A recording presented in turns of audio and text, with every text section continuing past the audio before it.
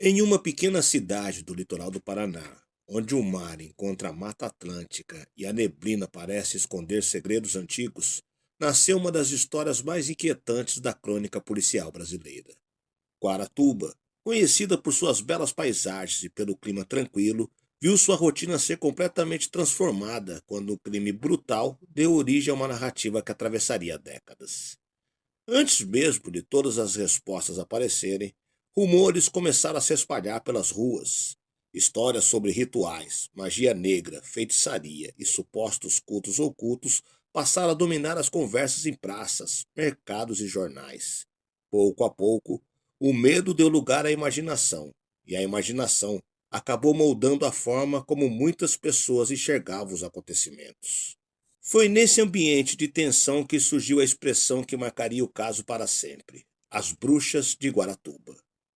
Um apelido carregado de mistério, capaz de transformar suspeitos em personagens quase sobrenaturais e de fazer com que a linha entre fatos e lendas se tornasse cada vez mais difícil de distinguir. Enquanto a população buscava explicações para um crime que parecia incompreensível, a investigação também passou a sofrer o peso dessa atmosfera. Teorias, boatos e especulações ganharam espaço ao lado das provas, influenciando a opinião pública e alimentando um dos casos mais controversos da história criminal do Brasil. Mas afinal, o que realmente aconteceu em Guaratuba? Quem eram as pessoas envolvidas? E até que ponto a fama das chamadas bruxas de Guaratuba ajudou ou atrapalhou a busca pela verdade? Esta é a história de um caso em que medo, superstição e investigação caminharam lado a lado, deixando marcas profundas que permanecem vivas até hoje. Eu sou o Sidney Góes e você está na Hora do Medo. Se inscreva no canal, deixe seu like e vem comigo, que no caminho eu te explico.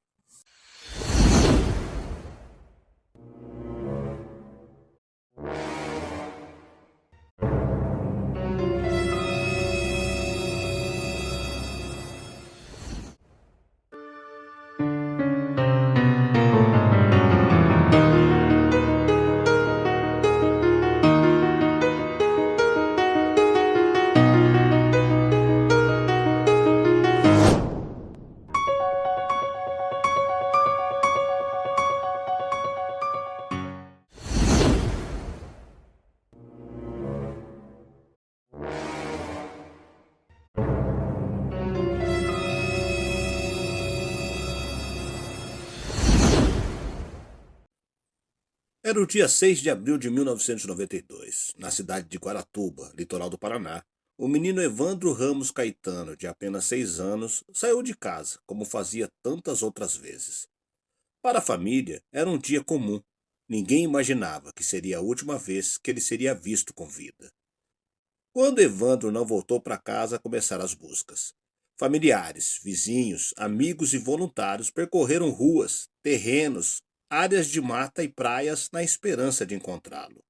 As horas passaram. Depois vieram os dias. Sem qualquer pista concreta, a angústia tomou conta da cidade. Naquela época, outro caso também assustava o Paraná: o desaparecimento de Leandro Bossi, ocorrido meses antes em Guaratuba, também sem solução. A população já vivia em estado de alerta. Agora, mais uma criança havia desaparecido. O medo aumentava a cada dia. 6 dias depois, em 11 de abril de 1992, veio a notícia que ninguém queria receber. O corpo de Evandro foi encontrado em uma área de mata.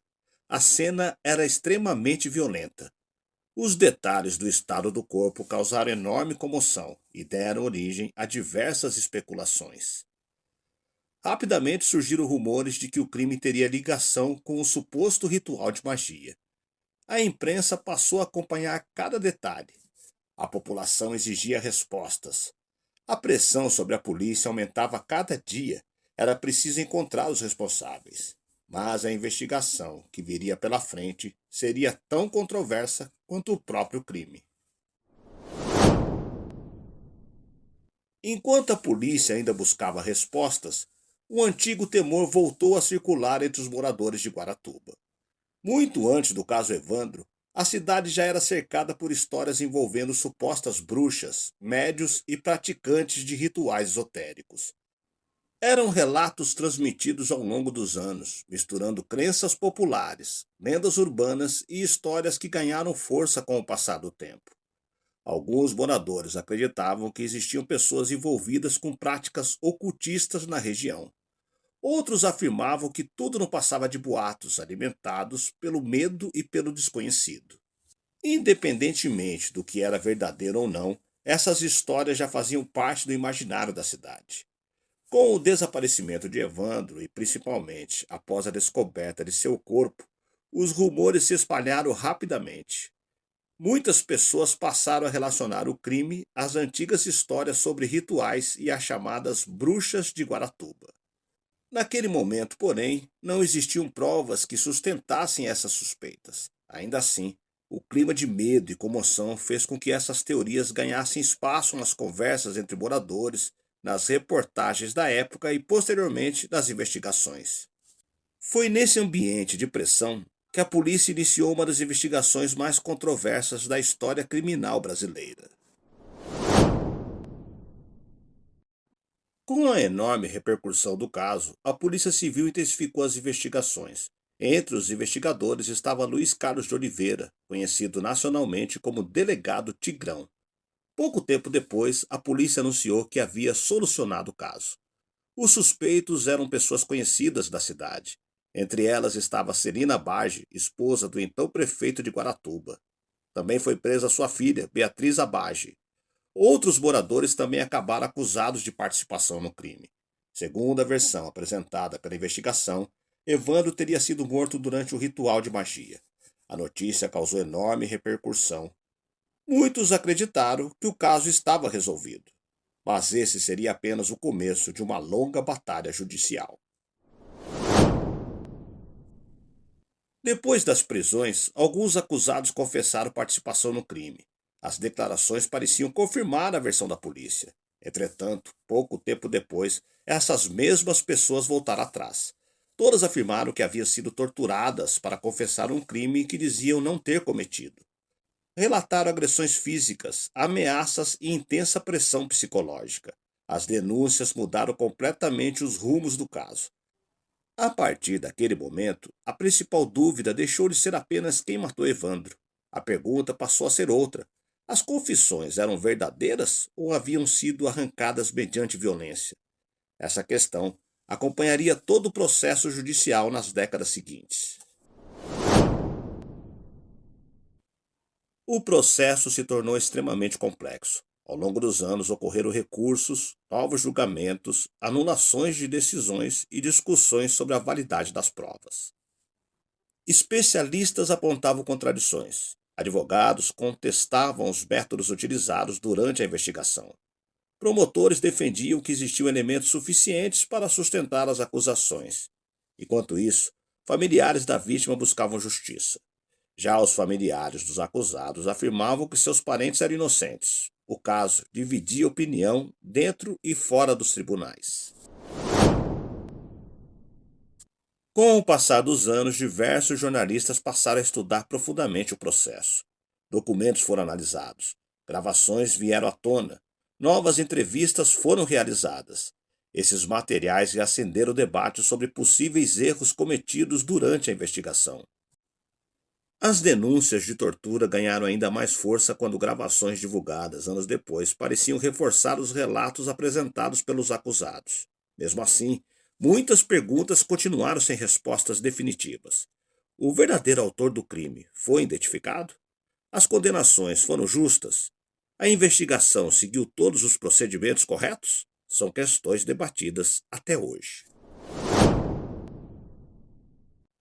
Décadas depois, o caso Evandro voltou ao centro das atenções graças ao trabalho de jornalistas investigativos.